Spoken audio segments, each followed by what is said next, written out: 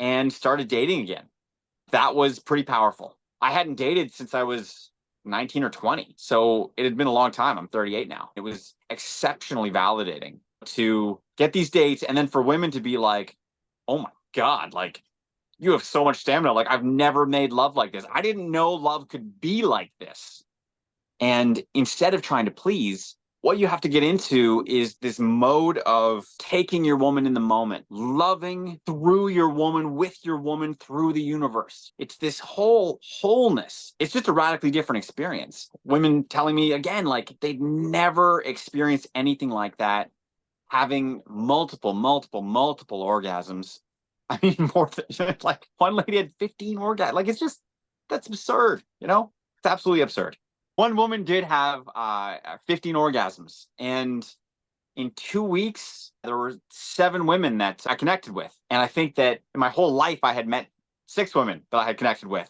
So to connect with 7 women in 14 days, it's a bit of a change, if you put it mildly. Having sexual mastery over yourself is a game changer. Before joining the program, what were your issues and struggles? It's been a long process. And over a year ago, I was at kind of the edge of my marriage. It was not looking good. And sad story, that marriage did not end up working out. But the personal development that I went through in this program, had I done that 10 years ago, I don't know if the marriage ever would have been in trouble. I was in a sexless marriage. So essentially what happened is the complete collapse of my existing life. I think conventionally we call this rock bottom. There was the collapse of my marriage, which was fully ended. There was the uncertainty of what was going to happen with my kids. There was the collapse of 2 of my businesses. I feel no control. I have no plan. I might literally go bankrupt, and it's all pretty fucking bad. And I was like, holy shit, this really sucks. And I didn't know what to do. I didn't know how to refine my masculine purpose. Things were not going well in my relationship, and I was at my wit's end with how to fix things. I didn't feel like a failure in bed. Like I just didn't feel like we were having a lot of intercourse, like at all. I tried so many other modalities, so many other therapies, so many other processes, different kinds of therapy, couples therapies, several different couples therapies. And I think the major problem is they were really intellectual. And so when you look at something like embodied connection, it's really important that you get in your body. You have to. And so what I found going through the program is doing these practices that reconnect you with the way that your body works is a huge deal. And think about this for a minute. How do most men practice sex? Let's think of the famous sports analogy. You perform like you practice. I think Steffo would agree that it's probably not ideal the way most men practice if they want to be great lovers. If you're furtive and secretive and quick, how do you expect that to translate into being able to embody masculine confidence and really take your woman the way she desires to be taken? If you don't control when you ejaculate at the end of the day, then you're not in the driver's seat. Like there's no way that you can completely satisfy your woman to her degree of satisfaction if you can't hold the container for the sexual union for that process to occur. And so what came out of the program for me was this realization that self-mastery is the necessary process in order to be masterful in the bedroom. And that also feeds into the rest of your life. Making love to your woman in a really authentic and holistic way can become making love to the world in an authentic, holistic way, where you are bringing your turn on into the world. And I think that when you live from a place of what gets you excited, that you end up having more energy, you end up making better decisions, and you end up having a bigger impact on the world. And it's interesting because most men don't even know what they don't know. They don't even know that there's like another level where your sexual mastery, your sexual prowess can come to the fore. I think a lot of people assume that like you have it or you don't. And it's just not true at all. I mean, it literally comes down to good practice and good goals. I mean, once you even realize that, okay, watching porn, jerking off to porn, those are not things that are going to be useful in my sex life. Whether or not they are pleasureful is a totally different thing. And what you do is you start to reestablish the bonds in your brain that say, this is pleasureful. And you start to take pleasure in riding the wave of the ups and downs of the engagement. And as you're able to do that, it transforms the act into, I think, kind of a holy act. I think it's really, it becomes worship in the bedroom. I think that the Tantric Maithuna is one of the many different practicers of some variation of the kind of lovemaking that Steffo introduced me to. There was the Oneida people who were doing, they called it male continence, the opposite of incontinence. Then there was also this kind of sacred sexual union. Some people call it carezza. I think that there's this real gold mine for guys. I've talked to beautiful women who tell me, I've never had sexual intercourse that lasted more than a few minutes. Never. And you imagine this beautiful woman full of this insane raw energy, and she's never had the pleasure and the completement of having a container to hold her fullness. And that's sad, because the men in our society, us men, we're letting our women down by taking the quick fix, the hit of sugar, the hit of dopamine, the quick ejaculation, by mastering control of our body. And this is an iterative process. It's not like you wake up and you're like, I'm a Superman. It happens over time, where you're doing your practices, you're engaging in these sort of sensate pleasure experiences where you're getting in touch with your own body, your own feelings, the way that the pleasure rides up in you. You're getting out of your head, which wants to fantasize and live in the past or future. You're getting into your body, which can only live right here and now. And so it's truly an awakened process of engaging that spirituality that can occur between two bodies. I'm really grateful to have this embodied in my life now, because it changes the game for me. I remember seeing a video where you demonstrated an energy orgasm, and I thought, wow, your connection to your energy and the energy of others is electric. Like literally, like you're passing this electric charge just with your hands. And it's interesting because now I'm studying hypnotic orgasms as well as just processes. And what's fascinating is that your brain is your biggest sex organ, but then also there's this phenomenal brain that lives in your spinal cord and down your whole system. And so this energy rises and falls, and if we can follow it and move it, then I think there is a world of pleasure and experience that most people never even get close to. I think I was drawn to the idea of being so in tune with energy as to rise it up in someone's body, especially to the point of it emerging as this euphoric experience. That was how I originally came to you. You had some like early immediate results there? Some of it really kind of struck, and specifically, again, these embodied practices. Some of that breath work I had sort of tasted, but the way that you put it together was very, very tight. You know, it really works itself into a practice. There's accountability there. The way that it's sort of partnered up. I mean, I still talk with Zach, who was one of my kind of partners in the program, regularly. Like we're really close because of this deep connection. And what's amazing is that he got the same results as I did. I mean, he now can make love indefinitely. I remember hearing about guys who could make love for an hour and being like, wow. And it's just like, that was a Friday, man. No, but it's true. It's like, yes, that's wonderful and well done. But did he come when he didn't want to? Because if he did, then chump. No, not totally, but you know what I mean? It's like, he's got work to do, you know? He's still on his way, but he's rushing when he should be slowing. It's like doing a martial art, man. When you first do a martial art, you realize that 90% of the world doesn't know anything about martial arts. And when you get into this program, you realize, wow, most guys don't know anything about sex. And real sex, like non-performative, pleasureful. And again, there's no way around it. You've got to be able to last if you're going to consistently satisfy your partner. And that's that.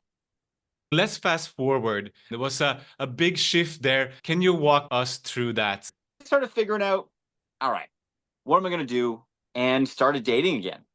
And that was pretty powerful. re-engaging in the business, trying to follow my turn on.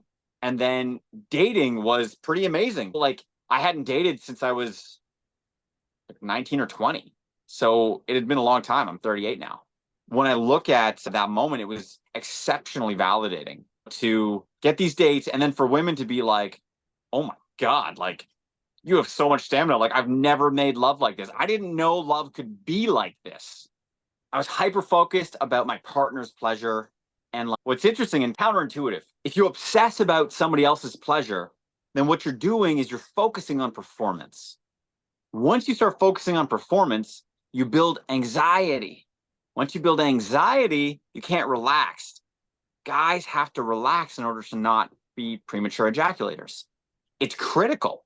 If you can't engage that part of you that's relaxing, then you can't keep going. The pleaser in me would be wanting to please.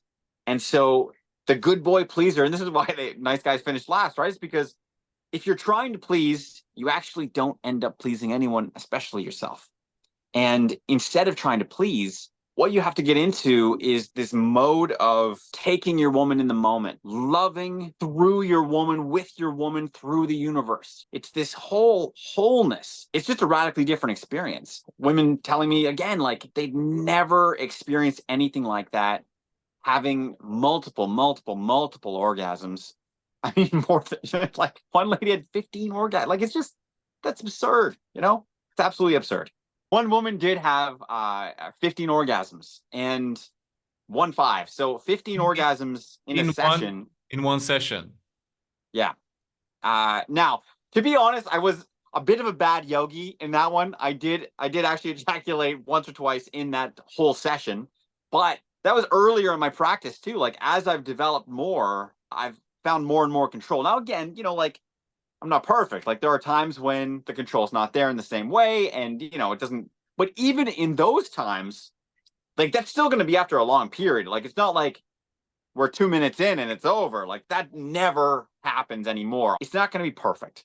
It's a work in progress. Having the ability to knock it out of the park, that's a good thing. If you could become the Babe Ruth of sex, yeah, sure, maybe you do still strike out, but you can now knock it out of the park regularly.